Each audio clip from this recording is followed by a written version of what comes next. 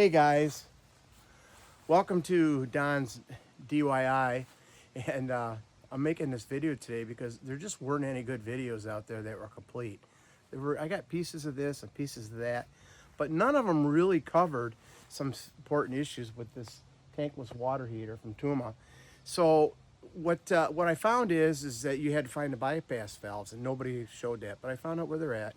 And so I'm going to put this video together right now so it can help you get through the process. Now, disclaimer, do your own research.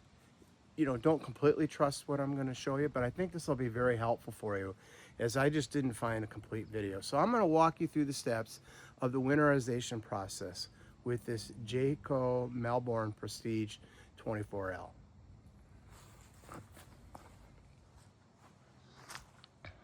So this is the model with the Truma AquaGo. So if you look inside here, this is your tankless water heater. Okay, the first thing I did is I made sure that it was off. This toggles up and down, and I put it in the off position. Okay, the next thing you want to do is you have this command center where you control all your city water and all your hookups. And you'll see there's these 4 valves back here.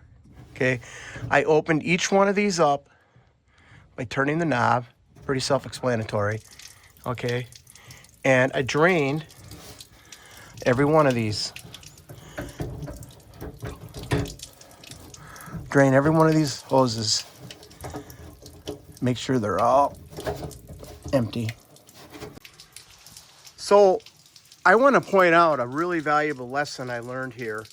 I had previously drained this tank when it was parked in a different position because once I got into the process, that's when I decided to do a video. So I'm kind of going back through the steps. And I had moved this from a place that I thought was fairly level to a new spot. And there's a shit ton of water coming out of this thing. So that's a valuable lesson. When I thought it was all drained, it really wasn't. I'm not sure what the answer is other than drive it like I did. I drove it around my circle driveway and put it in a new position, and this thing's been draining a while. You can see all the water, and it's still coming out. So a valuable lesson, really make sure these are drained. Okay, now what we're going to do is we're going to make sure that this is in the off position, which I mentioned before. We're going to open a faucet so that there's no pressure. And then I already did this, so this is just coming back through. So I'm just showing you what you're going to do. So no water's going to come out, but you're going to open this up, push it down. The water's going to drain out here. You're going to let all the water drain out. You're going to take this filter, and they say to store it out. So I'm going to store the filter right there. Now the water already drained. There's a few droplets here because I drove it. So I'm going to let it drain a minute. Then I'm going to close this up. Okay, guys, this is the big one. This grate right here under the refrigerator, you pull this grate out, and there it is. Wouldn't you know it? This is what inspired me to make this video. These valves are your bypass valves. Right up here and right down here. Those are your bypass valves. You got to make sure that those are bypassed before you do any antifreeze through the system. And nobody pointed this out to me, and I finally found out where they were by just opening, looking where the back of this thing was, and it was behind this grate that it's held on by these 4 screws. Okay, the next thing you want to do is this filter back here. You're going to want to make sure you take the filter out of this canister. You want to take that off, make sure there's no filter in it. You don't want any red pop antifreeze going into your filter. Okay, now we're to the red pop stage when we're going to put the red pop in.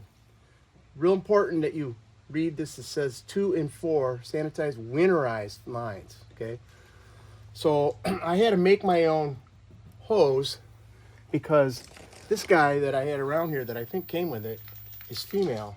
Couldn't figure out why, so I had to make one. So I made a hose.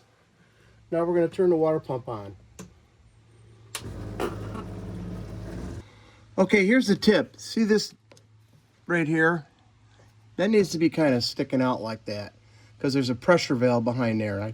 Someone pointed it out in another video, so make sure that's out like that.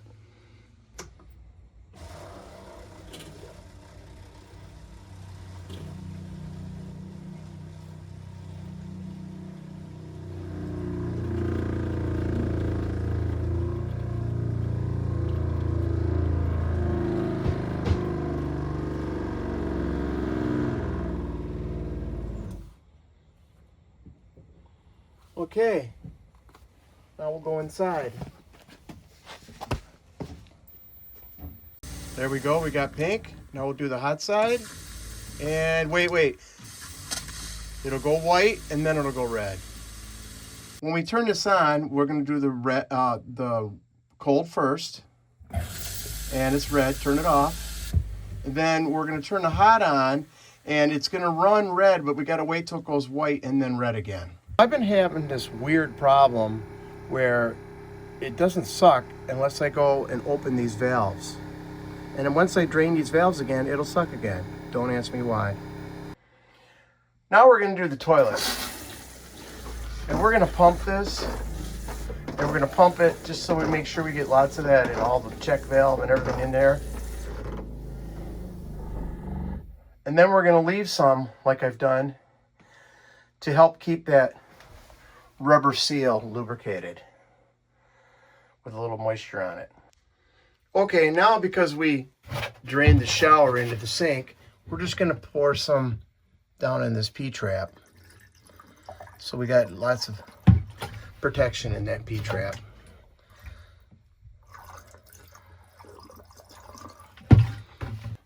We're just gonna wipe this up so it doesn't stain. All right. Oh, now we got the shower.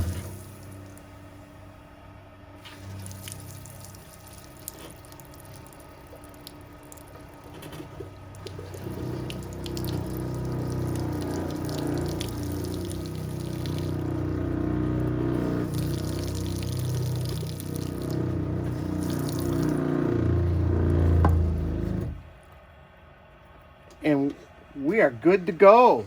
Winterize, yahoo!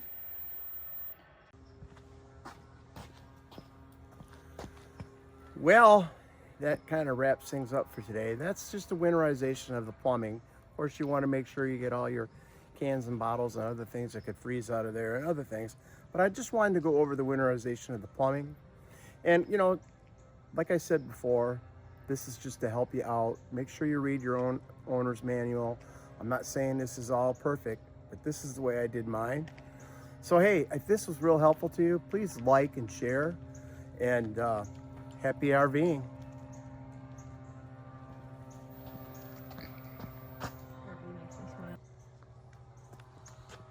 This RV makes me smile. Mwah. All the adventures to come that we've already had. Love it. Right, kids? Right, guys?